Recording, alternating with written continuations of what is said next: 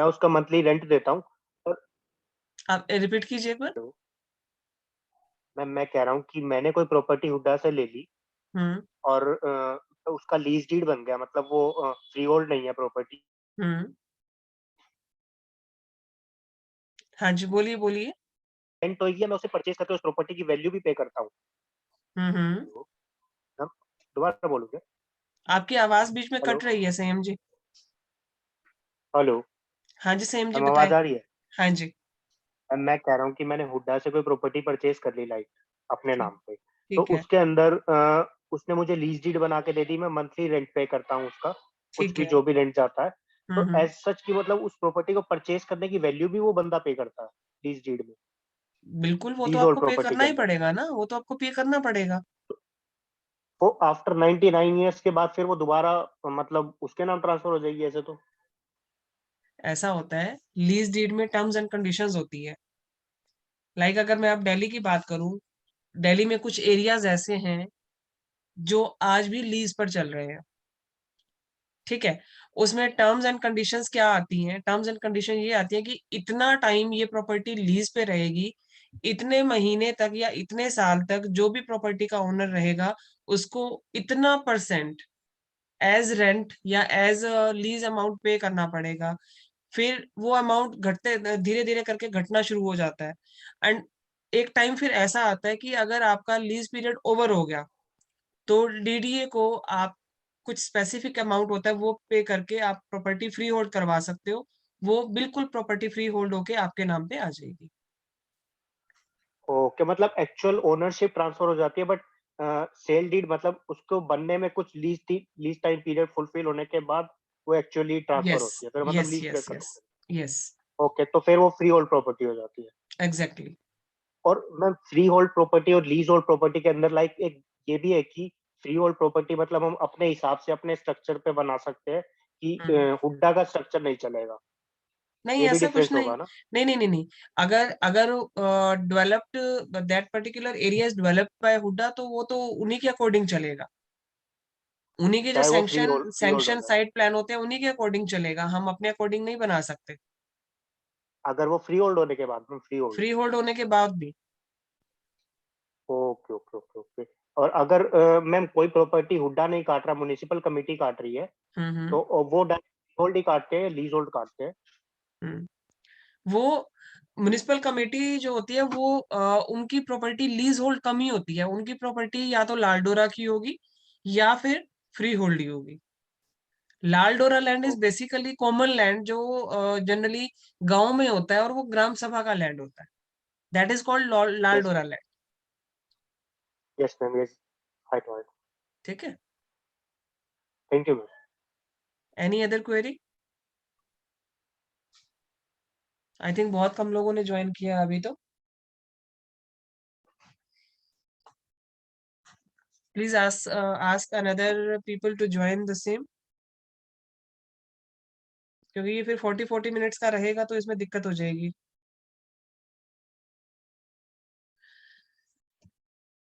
तो मैं अगला स्लाइड साथ में शेयर कर देती हूँ। वेट करना it's not a good thing. Power point 3। So next जो हमारा था residential property which is a builder property. कोई भी प्रॉपर्टी है, कोई फ्लैट है, हमने बिल्डर का फ्लैट परचेज किया है, तो in that event what we are in need, what kind of documents are required. सबसे पहला तो हमें बायर एग्रीमेंट चाहिए जो कस्टमर ने बिल्डर के साथ एग्जीक्यूट किया था, and maintenance agreement. Buyer agreement और मेंटेनेंस एग्रीमेंट एक सिंगल एग्रीमेंट में भी हो सकते हैं, दो डिफरेंट एग्रीमेंट में भी हो सकते हैं। देन अलॉटमेंट लेटर होगा, पोजेशन लेटर होगा, occupation letter is must to get from the builder whether it may be the photocopy. Property tax receipt लेनी है हमें या फिर मेंटेनेंस रिसीप्ट लेनी है हमें।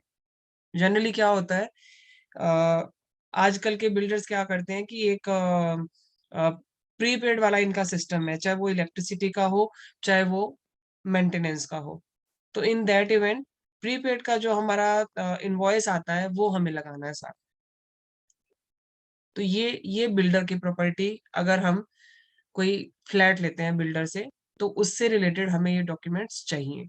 लेकिन अगर उससे पहले बिल्डर का वो पर्टिकुलर फ्लैट किसी और ने परचेज किया हुआ है, तो वो चेन भी हमें साथ में चाहिए होगी। इससे रिलेटेड कोई क्वेरी हो तो आप बता सकते हैं, मुझे पूछ सकते हैं आप।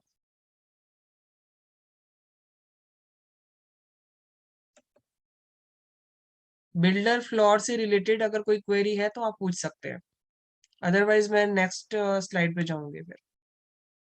मैम इसमें फ्रॉड के चांसेस क्या होते हैं? पार्डन? फ्रॉड के चांसेस भी हो सकते हैं ना इसमें? Fraud? What kind of fraud? General fraud regarding documentation वगैरह। नहीं, डॉक्यूमेंटेशन का फ्रॉड क्यों होगा?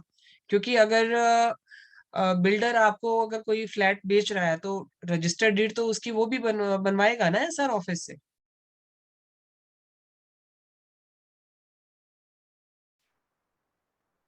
हमारे पास आजकल कोई आया नहीं था, जैसे हमने आई थिंक रिसेंटली भी एक केस करा था जिसमें हमने वो निकलवाई थी ट्रू वेरीफाइड कॉपी। एक लग रहा था आपको, आई थिंक उस तरह का ट्रेंड कुछ आ रहा था इसमें, ये पूछ रहा था क्वेश्चन। हाँ, उसमें मतलब ये इस टाइप के क्वेश्चन अगर हम लास्ट में ले तो बेटर रहेगा। आप अपने क्वेश्चंस जो है ना नोट करते जाइए, जो अदर देन दी स्लाइड्स है, मैं उसका रिस्पॉन्स भी आपको साथ साथ कर दूंगी। ठीक है, अभी स्लाइड से रिलेटेड अगर कोई क्वेरी है तो वो बताइए, क्योंकि I want to complete the slides first.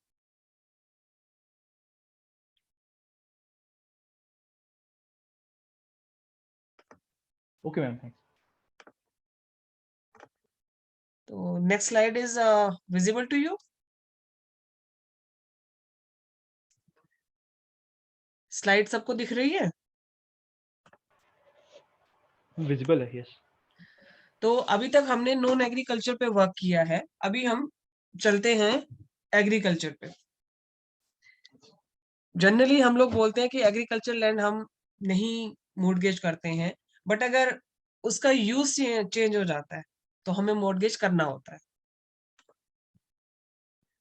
Agriculture land constructed और नॉन कंस्ट्रक्टेड। अब query will be raise, agriculture land पे कंस्ट्रक्शन कैसे हो सकती है? बिल्कुल हो सकती है। लाइक कोई फार्म हाउस बना लेता है वहां पे, कोई पोल्ट्री फार्म बना लेता है, कोई उस पे स्विमिंग पूल बना लेता है, या कोई मतलब लाइक कोई बिल्डिंग खड़ी कर लेता है उस पे, कोई रेस्टोरेंट बना लेता है, कुछ भी किसी भी तरीके का। तो इन दैट केस वो प्रॉपर्टी हम लोग मोर्टगेज कर सकते हैं, अगर एग्रीकल्चर लैंड पे with permission of the concern department construction हो रखी है तो। लाइक मैं एक एग्जांपल आपको देती हूँ। I had done a title search report of Banaras where on agriculture land school was constructed. तो हम ये कहकर नहीं छोड़ सकते ना कि नहीं जी this is the agriculture land. No, this is not the agriculture land. Now the use of land has been changed as commercial, we can take that property as mortgage। In that case हमें क्या क्या document चाहिए होते हैं जब agriculture land पर कोई construction होती है, या कोई इंडस्ट्री खड़ी हुई होती है, या कोई फार्म हाउस बना होता है, कुछ भी होता है, इन दैट केस हमें क्या क्या डॉक्यूमेंट्स रिक्वायर्ड होते हैं वो मैं आपको बता देती हूँ।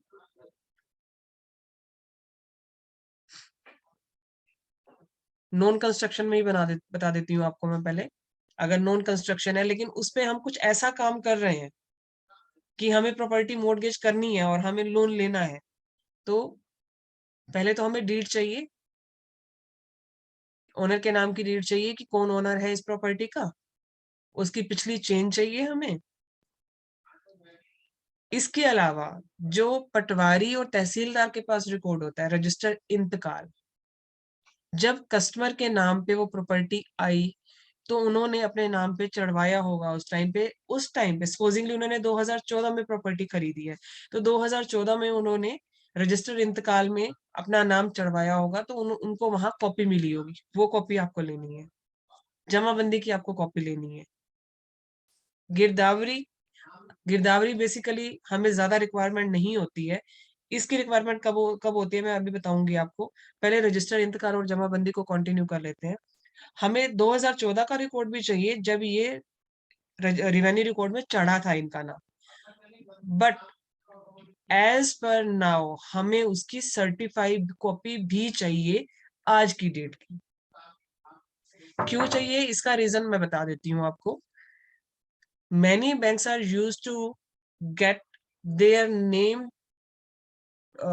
transfer in the revenue record. Supposingly कोई नेशनलाइज्ड बैंक है, कोई नेशनलाइज्ड बैंक है, जनरली नेशनलाइज्ड बैंक करते हैं और मैं भी ये प्रेफर करती हूँ, लेकिन हमारे आरएम्स और आरएचएस शायद इस चीज को कंसीडर नहीं करते। Whatever may be the reason, हो सकता है हमारी बैंकिंग पॉलिसी ना हो। ये क्या होता है कि जो भी रजिस्टर इंतकाल होता है या जमाबंदी होती है, अगर कोई नेशनलाइज्ड बैंक उस प्रॉपर्टी को मोर्टगेज करता है तो bank with the help of customer उस रजिस्टर इंतकाल पे उस साल में जब प्रॉपर्टी को मोर्टगेज किया उसने, अपना नाम रजिस्टर्ड करवा देता है उस पे कि so and so property has been mortgage with so and so bank, और वो मार्क होता है रेड पेन से। लेटेस्ट लेने का हमारा पर्पस सिर्फ इतना ही होता है कि सपोजिंगली आज हमारे पास फ्रॉडुलेंटली कोई भी डॉक्यूमेंट, एक मैं आपको एग्जांपल देती हूँ, किसी ने मिसिंग रिपोर्ट लिखवा दी कि मेरे डॉक्यूमेंट्स ओरिजिनल मिस हो गए हैं, तो अब मैं सर्टिफाइड कॉपी से आपकी प्रॉपर्टी, अपनी प्रॉपर्टी आपके बैंक में मोर्टगेज करना चाहता हूँ, लेकिन ओरिजिनल डॉक्यूमेंट उसी के पास है। उन्होंने सपोजिंगली बैंक ऑफ बड़ौदा में या XYZ किसी भी बैंक में प्रॉपर्टी मोर्टगेज कर दी और उस बैंक ने रेवेन्यू रिकॉर्ड में अपना नाम चढ़वा दिया। सॉरी। अब वही कस्टमर मेरे बैंक के पास आता है कि सर मेरे पास ये प्रॉपर्टी है, मुझे इस पे लोन चाहिए। हम क्या करते हैं, टाइटल सर्च बनाया, रेवेन्यू रिकॉर्ड चेक किया। रेवेन्यू रिकॉर्ड जनरली क्या होता है, हमारे पास जनरली पुरानी डीड्स, पुराने रेवेन्यू रिकॉर्ड आते हैं। लेटेस्ट में मांग मांग के थक जाती हूँ। There are rarely some people, some RMs who are used to provide the latest register इंतकाल एंड जमाबंदी। वो मैं इसीलिए मांगती हूँ कि कहीं डॉक्यूमेंट्स को मिसयूज करके प्रॉपर्टी कहीं और मॉर्गेज तो नहीं किया हुआ, किसी नेशनलाइज्ड बैंक में तो मॉर्गेज नहीं किया हुआ। And my motive is only कि हमारे बैंक को लॉस ना हो, सफर ना करना पड़े।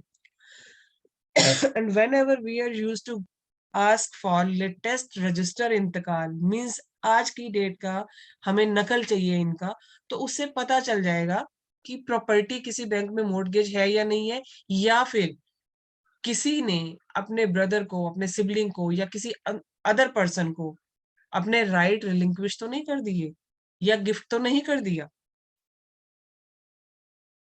इसके अलावा कई बार क्या क्या होता है, काफी सारे लैंड्स ऐसे होते हैं जो ग्राम सभा ग्रैब कर लेती है, ठीक है। तो अगर ग्राम सभा ने ग्रैब कर लिया तो वो उनकी लेटेस्ट वाली रजिस्टर इंतकाल और जमाबंदी में आएगा कि ये लैंड अब ग्राम सभा को बिलोंग करता है, इस पर्सन को बिलोंग नहीं करता। दैट इज अदर इशू कि उसकी एवज में अगर ग्राम सभा ने कोई दूसरा लैंड उस पर्सन को दे दिया तो who will be the owner. अगर हमें लेटेस्ट डॉक्यूमेंट ही नहीं मिलेगा, हमें पता कैसे चलेगा कि ABCD is the owner of the revenue land और नॉट। तो इसलिए मेरी रिक्वेस्ट है आपसे कि जब भी मैं रजिस्टर इंतकाल और जमाबंदी मांगू आपसे, पुराने रिकॉर्ड के साथ साथ मुझे लेटेस्ट नकल या सर्टिफाइड कॉपी हम जो बोलते हैं वो जरूर प्रोवाइड करवाया करो, ताकि फ्यूचर में हमें या हमारे बैंक को कोई प्रॉब्लम ना हो।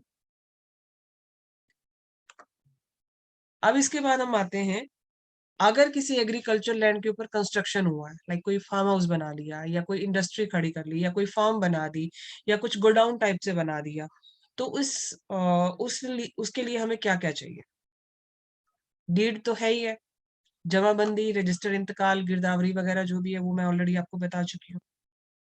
अब आता है, अगर वो कंस्ट्रक्शन गवर्नमेंट नोटिफिकेशन से हुई है, like section 143 of land reforms act, वो हमारी नकल जमाबंदी या रजिस्टर इंतकाल की जो नकल हम मांगेंगे उसके अंदर पटवारी ने लिखा होगा कि ये property wide section 143 land reform act on dated so and सो, या इस डेट पर इसका रिफॉर्म हो चुका है, ये पहले एग्रीकल्चर थी, आज की डेट में ये इंडस्ट्रियल है या कमर्शियल है। या फिर गवर्नमेंट ने कोई नोटिफिकेशन निकाला हो कि so and so Qila number या सो एंड सो जमीन जो है एग्रीकल्चर थी, अब इसको अगर कोई, इसमें किसी की भी कोई जमीन पड़ती है और वो इसको इंडस्ट्रियल यूज में करना चाहता है या अदर देन एग्रीकल्चर यूज करना चाहता है, तो उसको by getting certificate from entity, entity like Haryana में अगर देखा जाए तो डिस्ट्रिक्ट टाउन प्लानिंग आती है, जो हुडा का एक पार्ट है, तो वहां से चेंज, या जिसको हम सीएलयू बोलते हैं, certificate for change in land use, वो लेकर हम उस पे कंस्ट्रक्शन कर सकते हैं, लेकिन हमें वो चाहिए at the time of mortgage of the property, हमें वो चाहिए। या फिर इन दोनों में से अगर कुछ नहीं है और हमने कंस्ट्रक्शन कर लिया,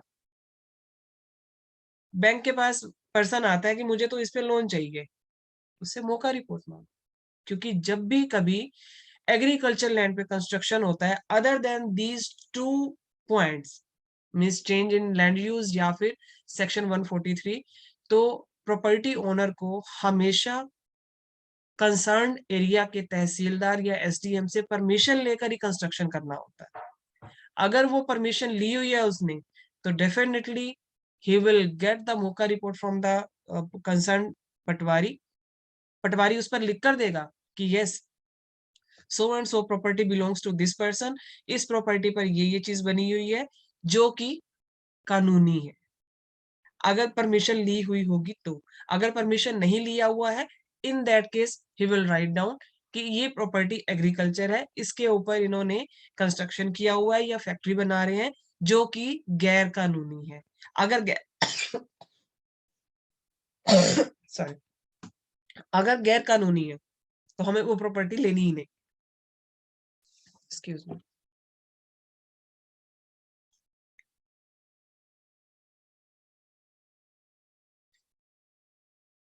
क्योंकि हमारा बैंक जो है उस कंस्ट्रक्शन पे लोन दे रहा है, लैंड पे लोन नहीं दे रहा। उसके बावजूद भी अगर कई बार क्या होता है कि कस्टमर बोल देता है कि जी पटवारी तो मौका रिपोर्ट नहीं दे रहा, या मैं अनेबल हूँ, मौका रिपोर्ट नहीं ले पा रहा। इसका मैं ड्रॉबैक आपको बता देती हूँ कि अगर हम विदाउट मौका रिपोर्ट प्रॉपर्टी ले लेते हैं, constructed land on agriculture property, as per section 81 of DLR Act, which was earlier counted as Punjab Land Revenue Act और Land Reform Act, सेक्शन 81 के तहत इस प्रॉपर्टी का जो विदाउट परमिशन कंस्ट्रक्ट की हुई है, डिमोलिशन कभी भी हो सकता है। And when the property will be demolished, then from where you will claim your installments of the proper installment of the property which is not existing as of now. This is a main point। जब भी हम agriculture land को mortgage करने जाते हैं तो हमें ये चीजें जरूर चाहिए।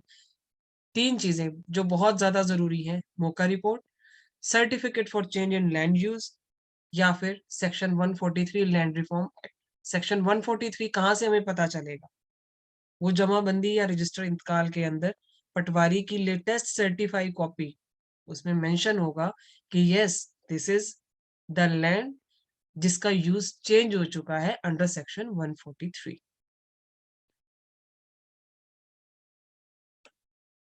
समझ में आ रहा है सबको? Yes ma'am. So now you can raise your questions. सिजरा का क्या इम्पोर्टेंस है इस केस में? सिजरा एक्ट बेसिकली इन केसेस में इनका कोई इंपॉर्टेंस नहीं है। सिजरा एक्ट का इंपॉर्टेंस तब होता है जब लैंड कभी पहले लाल डोरा में हुआ करता था।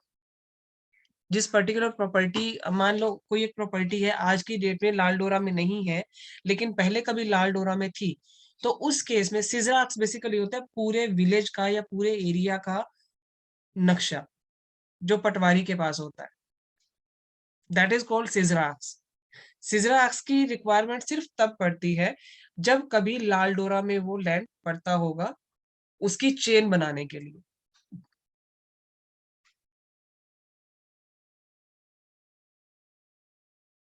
Any other question? मैम ये इंतकाल और जमाबंदी आई थिंक ऑनलाइन डाउनलोड भी कर सकते हैं ना क्लाइंट, हरियाणा के केस? हाँ, इसमें ऑनलाइन कर सकते हैं, लेकिन ऐसा नहीं है कि मतलब पुराना रिकॉर्ड भी ऑनलाइन डाउनलोड हो जाएगा। कुछ लिमिटेड ईयर्स तक की हैं ऑनलाइन, और कुछ स्पेसिफिक स्टेट्स की हैं, सबकी नहीं है। तो अगर हमें सपोजिंगली 1996 का कुछ चाहिए, आई थिंक ये 2016 के बाद की या 2015 के बाद की ऑनलाइन है। उससे पहले की मतलब some places, at some places these are online, at some places there are not online. तो अगर हमें कोई पुराना रिकॉर्ड चाहिए है, 1996 हो गया, 2000 हो गया, हमें चाहिए, तो वो हमें हार्ड कॉपी में ही लेने जाना पड़ेगा।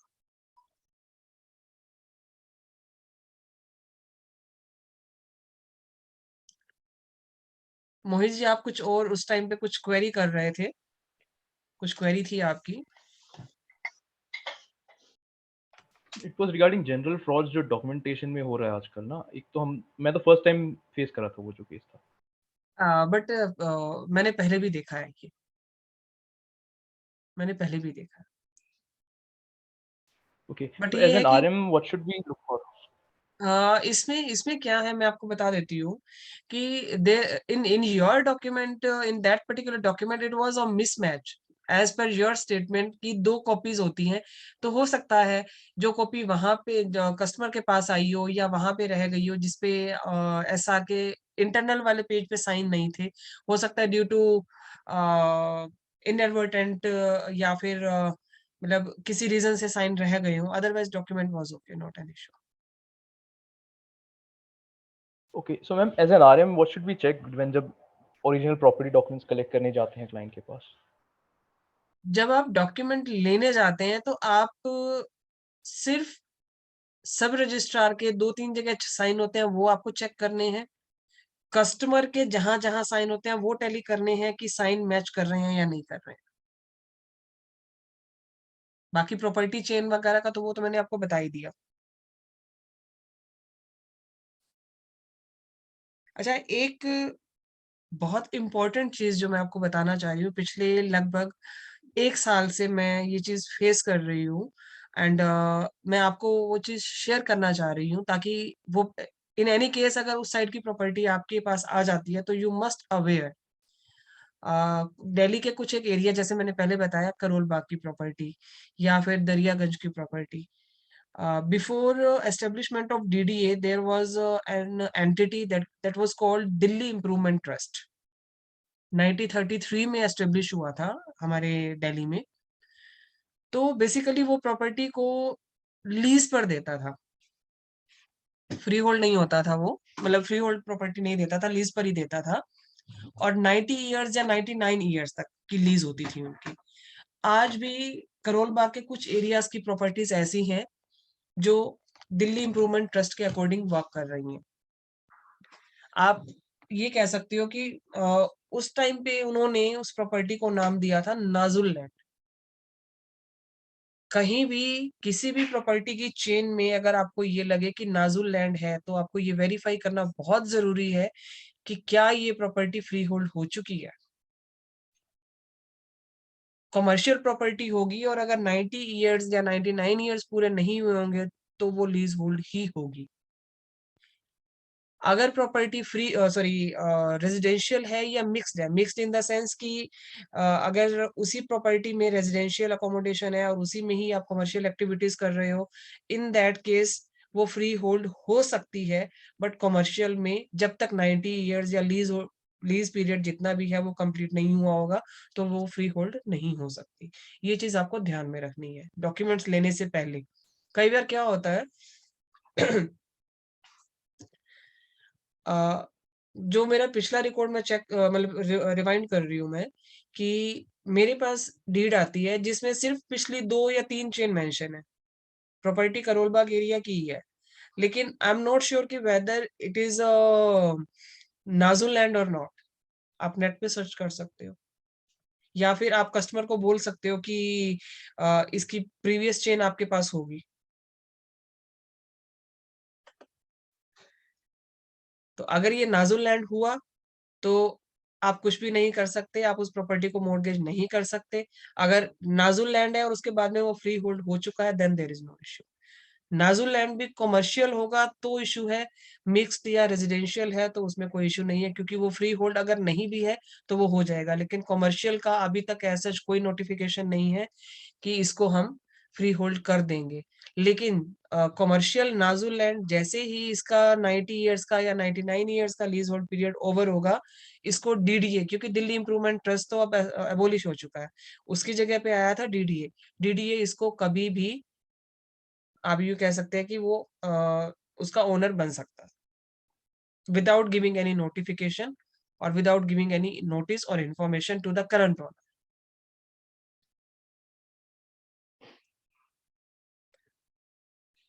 आई थिंक सबको समझ में आ गया होगा। Ma'am ji. Ma'am one question है, आपने ये बताया कि एग्रीकल्चर लैंड के ऊपर या तो कमर्शियल या फिर इंडस्ट्रियल एक्टिविटी हो रही है एज पर मोका रिपोर्ट या 143 सेक्शन इन इजरा, लाइक इंतकाल and another one was there, right? But अगर उस पे रेजिडेंशियल प्लॉट्स कट गए हैं तो क्या डॉक्यूमेंटेशन लेना होगा? एग्रीकल्चर लैंड पे रेजिडेंशियल प्लॉट कट गया है।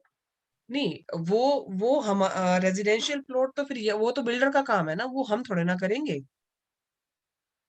वो तो बिल्डर का अगर उसके काम में हो गया, नॉर्मली हमारा काम नहीं है। वो बिल्डर से हम फिर ऑक्यूपेशन सर्टिफिकेट लेंगे। Okay, sure. ठीक है ना? नहीं मैम, जैसे कोई पूरा एग्रीकल्चर एक किला का लैंड था, एक हम्म एकड़ का, उसके हम्म अंदर अलग अलग उस जो मालिक था उसका, हम्म उसने परमिशन ले लिया, वो लैंड अपने आप ही अप्रूव हो गया कि इस पे अब आप कुछ भी कर सकते हो, ये ठीक है। एग्रीकल्चर से हटके नॉर्मल लैंड आ गया। तो उसके अंदर उसने उसको उसका नक्शा बनवाया, 100 200 गज के प्लॉट काटे और वो हम्म बेच दिए अलग अलग बंदों को। तो उस तो केस में हमारे को क्या वो खुद बिल्डर डॉक्यूमेंटेशन बन लेनी? गया ना फिर, मतलब एक तरीके से बिल्डर बन गया। तो वो मतलब जो है, जो वो परमिशन उसको मिल गया तो उसको परमिशन लेटर मिलेगा ना कि आप कुछ भी इसको यूज कर सकते हो। एंड हाँ वो जी, तो स्पेसिफिक उसमें एज मेंशन पर, होगा, उस लेटर में स्पेसिफिकली मेंशन होगा कि it will be use for industrial और रेजिडेंशियल और कमर्शियल, उसमें मेंशन होगा वो। ओके, सो अगर रेजिडेंशियल के लिए भी यूज हो सकता है तो सेम डॉक्यूमेंट लेने हैं हमें जो आपने बताए, यस मौका यस यस रिपोर्ट या? Okay, yes, exactly thank you. Exactly. Okay. इसमें क्या रहता है मैं बता दूं आपको, अगर अगर सीएलयू एप्लीकेबल नहीं है, मतलब हम जब भी टीएसआर में डॉक्यूमेंट्स मांगते हैं तो हम लिखते हैं मौका रिपोर्ट इशूड बाय पटवारी और तहसीलदार। उसके बाद नेक्स्ट लिखते हैं certificate for change in land use if any, क्योंकि हमें नहीं पता होता कि उन्होंने किस तरीके से इसको यूज किया है। तो दोनों में से या तो मौका रिपोर्ट आएगा या फिर सीएलयू आएगा। Okay ma'am, thank you ma'am. Okay, welcome. Any further question? One last question regarding this. Paschim Vihar की कुछ प्रॉपर्टीज हैं, हम्म उसमें बिल्डर्स ने ब्रेक करके फ्लोर वाइज सेल आउट करा है हम्म प्रॉपर्टीज को। हम्म तो उसमें हमें क्या कोलैबोरेशन एग्रीमेंट या कुछ लेना पड़ता है? कोलेबोरेशन एग्रीमेंट बेसिकली हमें रिक्वायर, मतलब हमारी रिक्वायरमेंट नहीं है, but for the chain purpose and for safety purpose हम उनसे ले सकते हैं।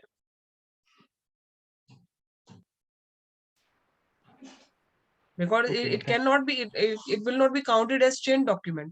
Collaboration तो उन दोनों का डॉक्यूमेंट हो गया, अगर सपोजिंगली 2 लोग हैं या 3 लोग हैं, कोलेबोरेशन तो उनका डॉक्यूमेंट हो गया ना।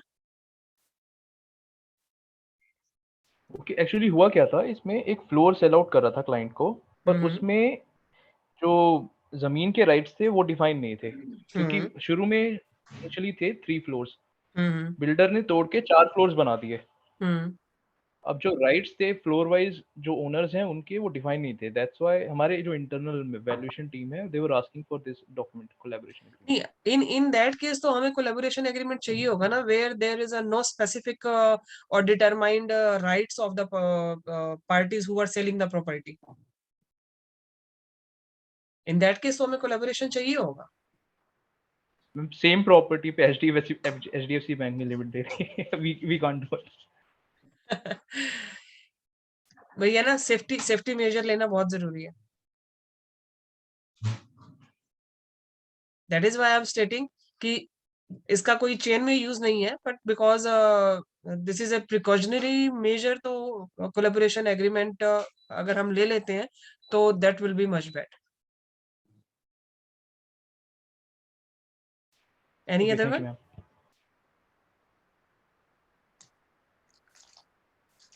I think everything is clear to all of you.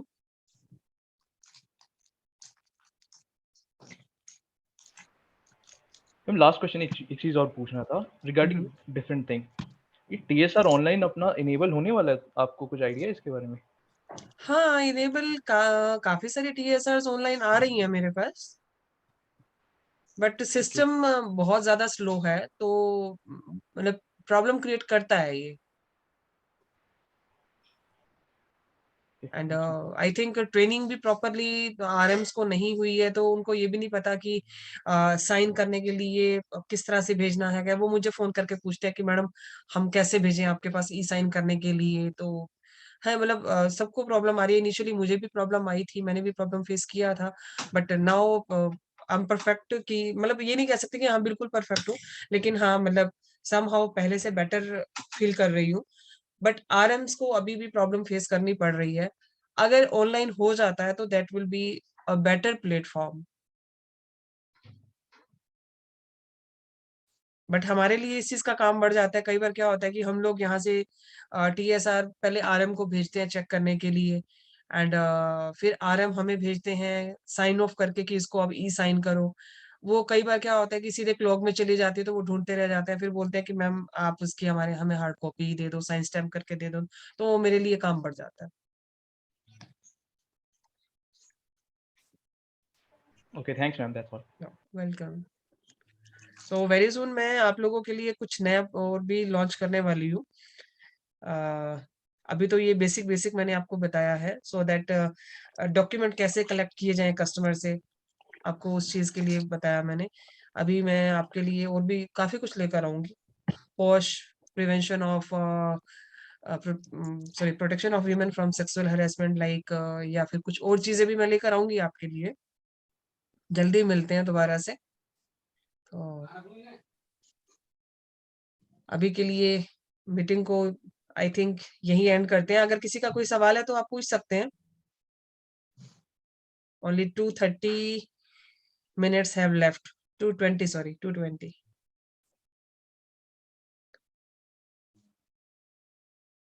So should we complete the meet?